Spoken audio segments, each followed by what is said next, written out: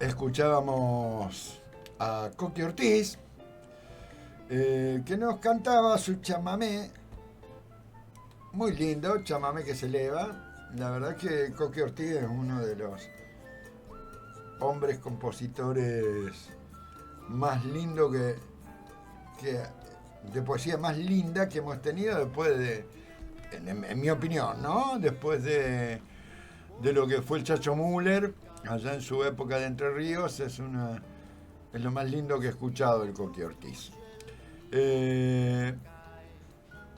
Pero desgraciadamente tenemos que hablar de la realidad nacional y la realidad nacional vinculada con lo internacional que veníamos de Lautaro Bruera, el doctor Lautaro Bruera en su columna de internacionales. Nos toca hablar de la economía, ¿no? Como bien planteábamos en el editorial, una economía compleja donde las abstracciones desplazan la lectura de las personas que componen la economía y tratan de poner una ciencia exacta de algo que es una ciencia social. Y para eso queríamos hablar con nuestro querido amigo, aparte de ser economista, Alejandro Barrios. Muy buenos días, Alejandro. Acá Lautaro Ruiz y Julio Leiva te saludan desde Rosario. ¿Qué tal? ¿Cómo andan? Acá andamos, Ale. La verdad que bastante intrincada la situación de la Argentina, tomando en cuenta el acuerdo que han hecho de la baja aduanera por parte de Argentina de los productos estadounidenses, con el vencimiento de deuda privada en ciernes en enero, la ausencia de de reservas para pagar eso y la combinación de un gobierno que parece que vive de pedalear, ¿no? De pedalear las deudas, sacar créditos para pagar créditos. Una locura. En cualquier lógica formal eso sería perjudicial. ¿Cómo lo ves vos? Mirá, yo veo que está llegando al fin un proceso que se dio en los inicios del gobierno de Milei, que es cuando adquiere protagonismo Caputo en esto de ser el mago que saca conejos de la galera para postergar lo que sería una crisis financiera que hasta que la clase política no se decida a sentarse en una mesa y discutir la deuda externa, va a estar siempre presente, no importa quién sea el gobierno, ¿no? Claro. Porque los vencimientos que dejó el endeudamiento irresponsable de Macri llevó a que el gobierno de Alberto Fernández y Cristina Fernández tuviera que renegociar todo en el 2022, llevó a que Milei tuviera que pedir salvatajes todo el tiempo, porque no se puede pagar eso que dejó Macri de vencimientos para los próximos años. Dado que este gobierno ha apostado a que esos conejos de la galera sean interminables, bueno, viene postergando este tema. El problema es que en el medio la economía real, de la que viven todos tus oyentes, de la que viven todos mis amigos, continúa con el deterioro y cada vez más pronunciado porque se está dando en empresas muy prestigiosas en nuestro país, automotrices, metalúrgicas, textiles, empresas de alimentos, que supuestamente Argentina es muy competitiva en ese rubro, ya empezaron a sufrir el ajuste estructural que quiere imponer este nuevo esquema. Mientras se siguen pensando cuál es el próximo conejo para dar cuenta de eso que vos anunciaste, que son los vencimientos de enero, de todo el 2026 y de todo el 2027, que son vencimientos mayores que los del 2026, estamos hablando de 25.000 millones de dólares, bueno, en el medio, mientras no se consiguen esos conejos, en el medio están perdiendo empleos industriales, formales, muchas familias, ¿no? Entonces es una situación, un fin de año bastante duro para miles de familias que tienen como único ingreso el trabajo de papá y mamá asalariado, ¿no? Entonces, nada, Y con un sueldo es una deprimido. situación bastante compleja. Y con un sueldo deprimido, porque dependen de eso y un sueldo deprimido. Ahora, Ale, ¿cuánto colabora? Porque algunos brindan expectativas o quieren generarse expectativas sobre una alianza con China. No con los BRIC, estamos hablando de con China. Ahora, esta medida aperturista del gobierno de la Libertad Avanza, donde por un lado ingresan elementos competitivos en cuanto a alimento y tecnología y automotriz de Estados Unidos, pero por otro lado también ingresan eh, elementos competitivos con la industria nacional. De hecho, el caño sin costura que planteaba Roca, que le está ingresando desde China, es competitivo con una producción de Ternium que lo fabrica aquí en Villa Constitución, San Nicolás, en esa zona, ¿no?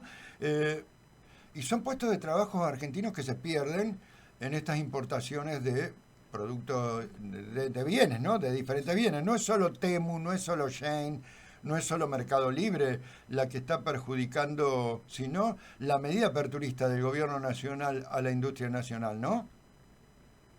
Sí, sí, totalmente. La industria nacional tiene vida post, post años 70 exclusivamente si tiene subperiodos donde se la protege y se la cuida de la productividad alemana y de los precios de Asia. Ujú. Si no se la cuida de esas dos, de esos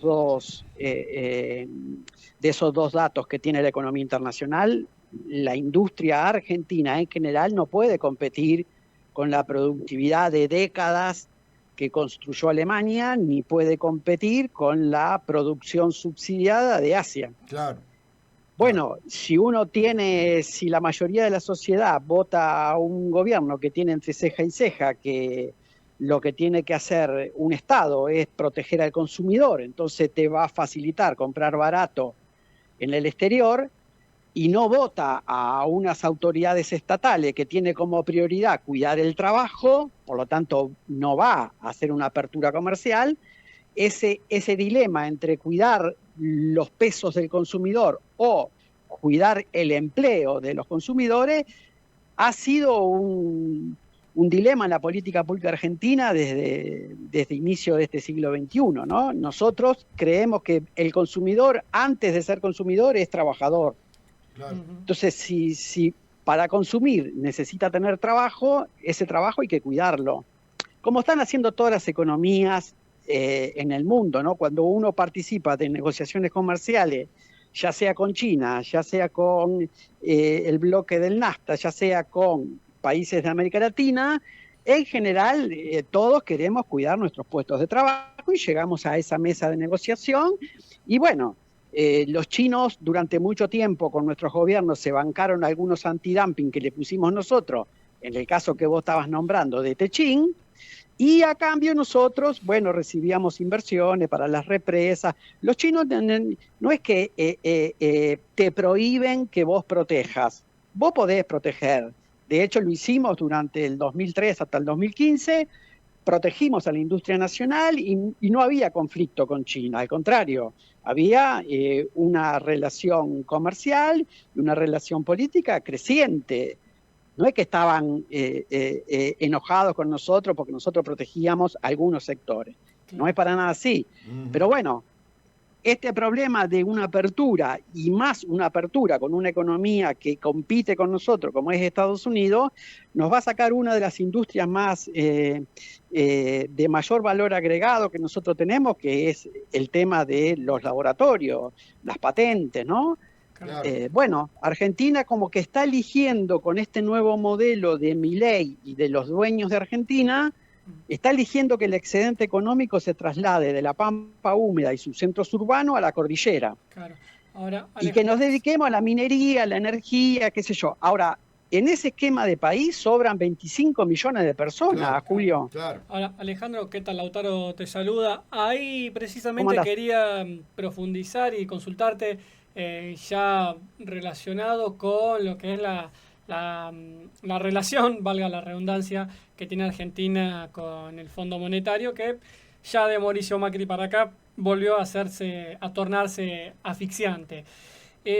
Recordábamos con Julio, aquí en los comentarios, en el análisis posteditorial que hacíamos, en algún momento aquel gráfico que cada tanto íbamos teniendo, en el cual se nos exponía una línea de tiempo con puntos rojos que eran cronogramas de pagos de cuántos millones de dólares habría que devolverle al Fondo Monetario en determinadas fechas.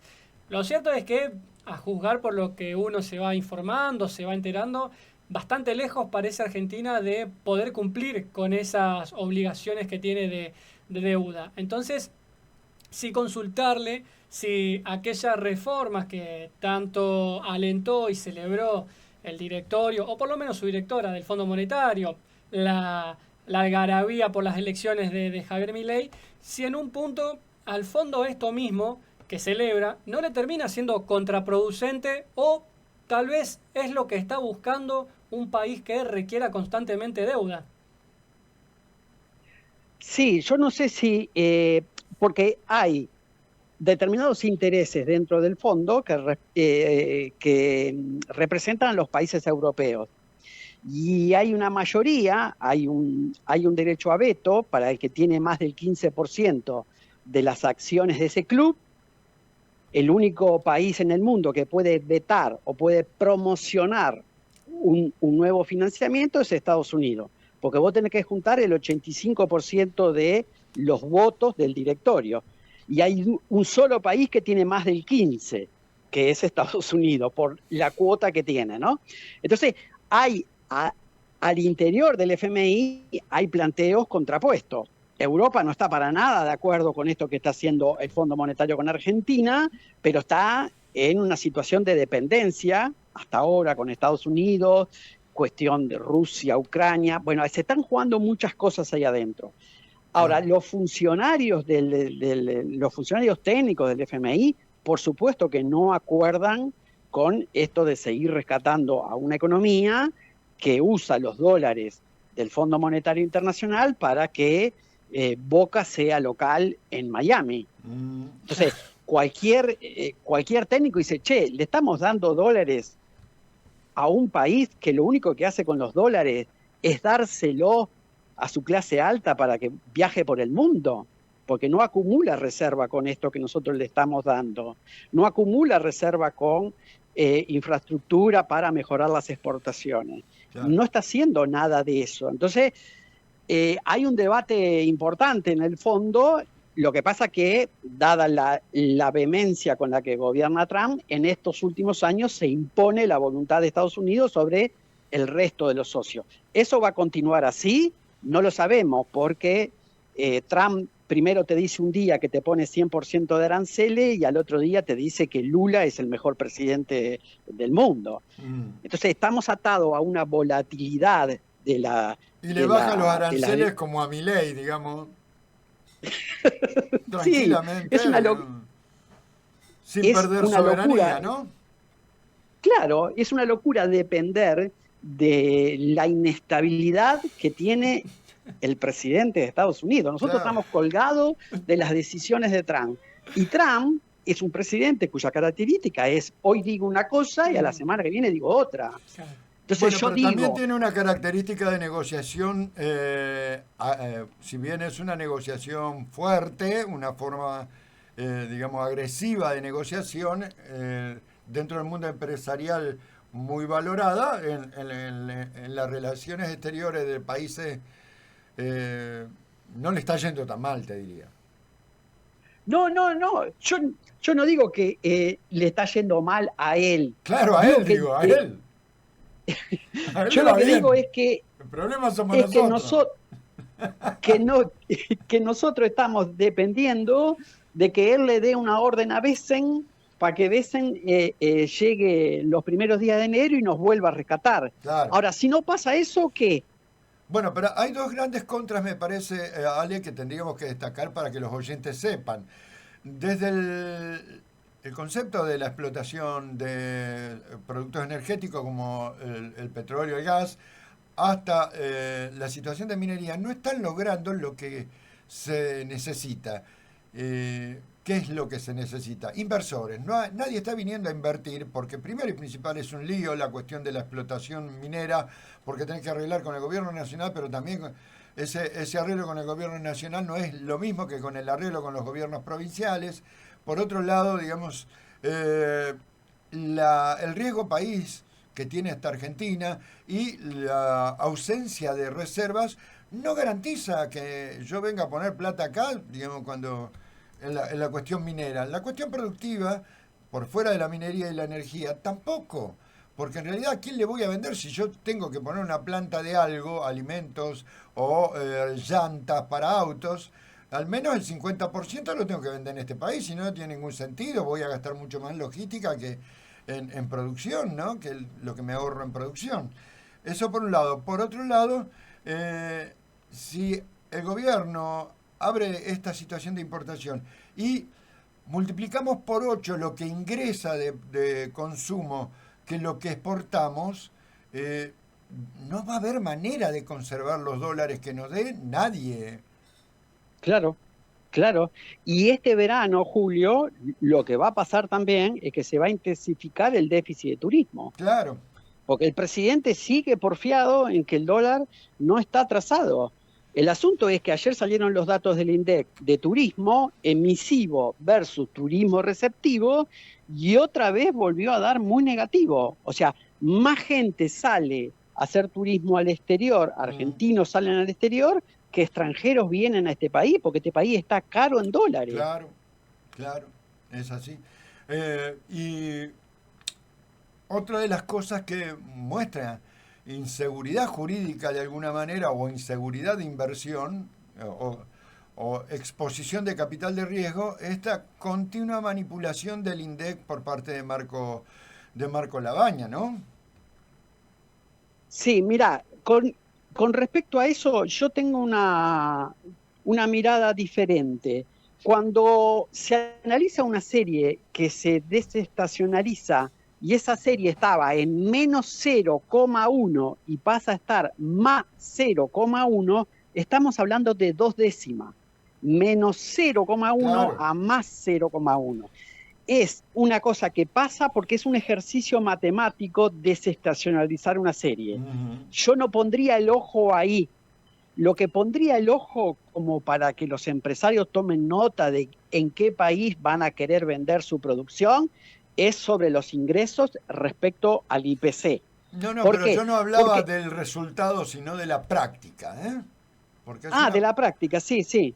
si Bueno, vos me vas a modificar 6 meses después los resultados, por más que el resultado sea mínimo, lo que a mí me parece que no es muy confiable los datos del INDEC en función de que, qué sé yo, hoy me toca 0,5 para poder estar técnicamente por fuera de la recesión, mañana me lo tocas profundamente, ¿no? Para no pagar intereses de deuda, por ejemplo.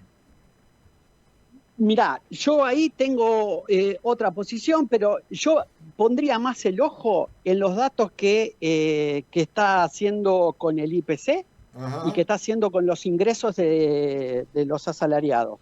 Porque vos fijate que en el acumulado del año, lo que está diciendo el INDEC es que los trabajadores registrados del sector privado aumentaron sus ingresos una quinta parte de lo que lo aumentó los no registrados, Claro. los que están en negro. Claro. Entonces, viste, los no registrados aumentaron 100%. ¿Cómo que los no registrados aumentaron sus ingresos 100% y los registrados 21%?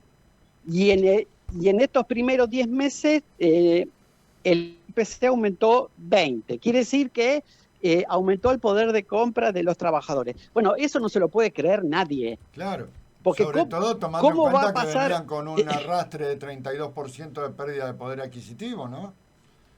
Claro, pero aparte, ¿cuál es el poder de negociación de los que están en negro? ¿Cómo van a ganar 5 veces más que los que están en blanco? Claro. Que la variación salarial sea 5 veces más. ¿Te conviene desafiliarte del sindicato y pasar a ser monotributista? Claro. No, es una locura lo que están publicando respecto a eso sin una explicación metodológica. Bueno, pero de todas maneras es una posverdad que ayuda en la intención de la reforma laboral que pretende el gobierno, ¿no? Totalmente, totalmente, porque si vos mirás los datos, vos decís, che, no conviene estar en blanco, no conviene estar sindicalizado, no conviene estar en una actividad formal. Es una locura. Bueno, habría que eso el preguntarle INDEC, a los trabajadores, que en su mayoría son como no registrados, de las plataformas, ¿no? Didi, eh, Uber o cualquier otra de las que te llevan alimentos o, claro, o lo que sea a tu casa con una bicicleta, con una moto o a veces hasta a pie. claro, totalmente. Ahí Sí, sí, me sí. parece que ahí está, ahí Y, se separa la paja del trigo y uno ve lo que y quedó, ¿no? la otra cosa es que se está comparando esas variaciones salariales con un IPC que, a pesar de que muchas provincias y la capital federal ya modificaron la estructura de ponderación de sus nuevos índices de precio, el Estado Nacional sigue con la ponderación del año 2004, con lo cual está Claro. subestimando los impactos que tienen los gastos de las familias, todos los servicios públicos, combustibles, etcétera. Supuestamente el INDEC ha dicho que en el 2026 va a hacer ese cambio. Lo que pasa es que lo va a hacer después que ya corrigió los precios relativos. Entonces, si a partir del 2026 los precios de los servicios se mueven igual que el precio de los bienes, Claro. te empomaron todo 2024 y todo 2025 y a partir de ahora emprolijamos. Sí, a partir de que ya hiciste el ajuste. Ya me mataste, ya no. Sigo Claro, corriendo de atrás mucho más, digamos.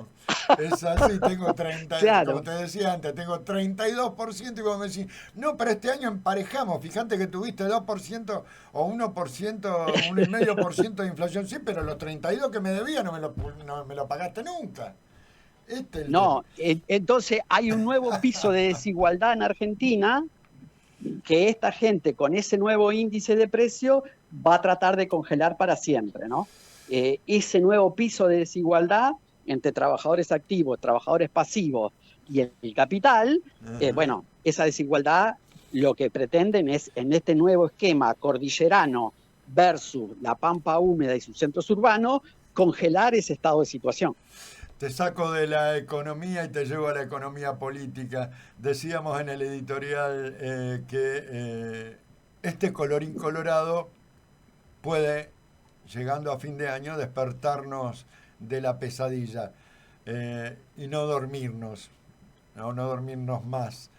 ¿Cómo te parece que va a suceder tomando en cuenta la renovación de las autoridades de la CGT? Nosotros acá en Rosario, después de 15, 18 años, hemos normalizado la CGT con un buen criterio de defensa del interés de los trabajadores, al menos discursivamente, veremos en actos. ¿Cómo lo ves vos? Hola.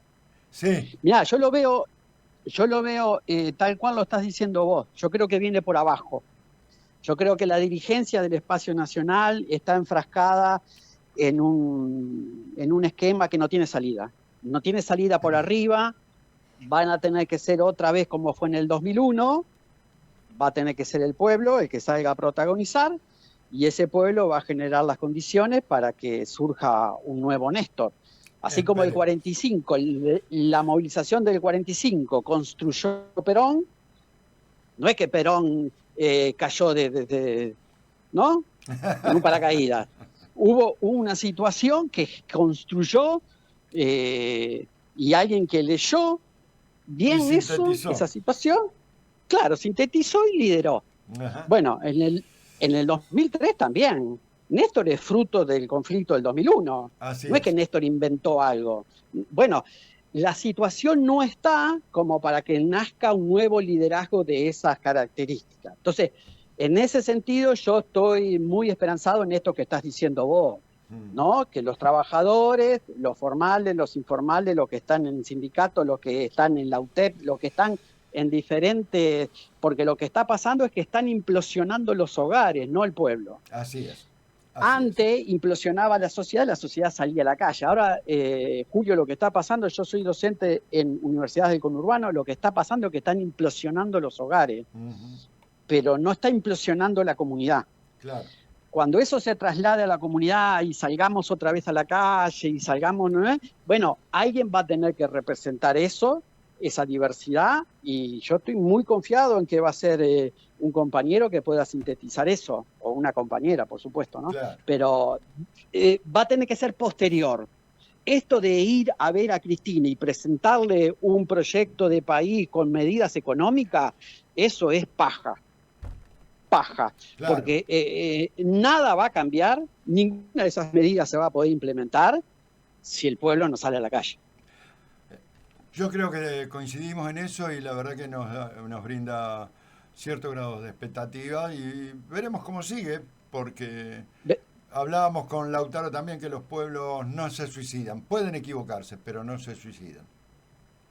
Totalmente de acuerdo. Yo estoy muy esperanzado de que el pueblo argentino, más temprano que tarde, va a empezar a ver que esto fue una gran estafa electoral, que era mentira, que con este cambio de rumbos, las condiciones materiales de vida de los grandes centros urbanos, de Rosario, de Córdoba, del GBA, iban a mejorar. Nada de eso va a pasar, sino que todo va a ser para peor si no cambiamos este esquema de acumulación económica que está organizando Milei junto a los dueños de la Argentina. Te mandamos un gran abrazo, Ale, que puedas disfrutar el finde. Dale, Julio, abrazo para los dos. Pasaba Alejandro Barrios, nuestro querido amigo y economista, hablando sobre la situación económica del país.